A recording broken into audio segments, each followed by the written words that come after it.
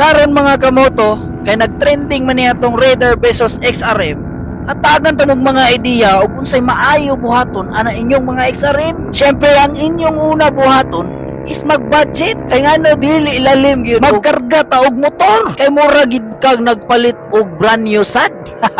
Sama niya mong gibuhat mga kamoto, super gastos gyud pero sulit, worth it. Kana imong gipangandoy nga Raider FI unya naka XRM nakakaron. Kaya nato na pakusgon nga sama ka kusog sa Raider FI. Pabor lang nino sa mga tao nga uban kasagara is palangga kanilang motor no, so dili sila gusto magbago.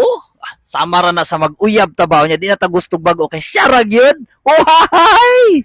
Pero bitaw mga kamoto, mas lami maginang sa paminaw nga dugay mo mag-uban sa imong motor. Sama gyapon na sa babae syempre. So karon mga kamoto is kung gusto ka mag-build is mag-budget gid ka. So atong istoryahan karon og pila ang gastos kay daghan kayo nangutana sa comment section kung pila daw ug unsa daw nga mga pesa atong gigamit. So una natong ihatag sa inyo nga example is ang crankshaft nga high speed. So pwede mo magpabuhat, pwede mo magpa-build og crankshaft dito sa GMN. So sulid na gid to sila dito nga mamuhatay.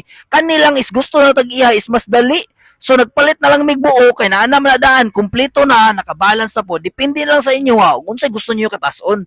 So ang amo ang gipalit ani is plus 5 braso, ang equals ana is 10. So ang calculation ninyo 10 ang inyong idugang sa inyong stroke. So ang sunod na mo gibuhat ani is ang bore. So ang bore namo is steel bore lang kaya ang ceramic bore is mahal-mahal gyud. So ang ceramic bore is mahal gyud mga nasa mga 6,000 plus. Ang steel bore is palit na mo ani is nara sa mga 3,000. So ato po na istoryahan og pila tong high speed nga crankshaft. So ang high speed nga crankshaft guys is nasa worth 9,000. Ang sunod na tong istoryahan is ang kaning head. So ang kaning head is worth 10,000 pud ni. So mo ning bag-o nila nga gawa sa pitch bike no. So proven and tested daghan ang gamit. So mo ni among gigamit. So ang kani pud yung piston namo is pakapin ra niya katong sa steel bore. Amo lang gi-profile para makuha na mong sakto nga compression. Ug kanida yung palaman namo. So worth mga 500 ra ni siya. So kwintaon na to tanan, crankshaft is worth 9,000, head nga nasa 10,000, bore nga nasa 3,000, o uban pang mga ginagmaya na. So ang carb ani guys, wala na ko napakita sa inyo ang gamit na mo at tagan ta mo idea is 4S1M 34mm.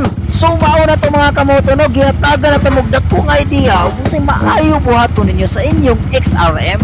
So daghan gid kay nangutana sa comment section unsay mga maayo nga mga pesa para gwapo po mo dagan ilang motor. So mao na niyang makina guys, nasalpak na niya ganina. So ibalik lang na to para makita ninyo. Mao na to, dapat ang inyong unahon is budget, sunod is ang builder, sunod is ang patience sa pag-build kay ano dili lalim.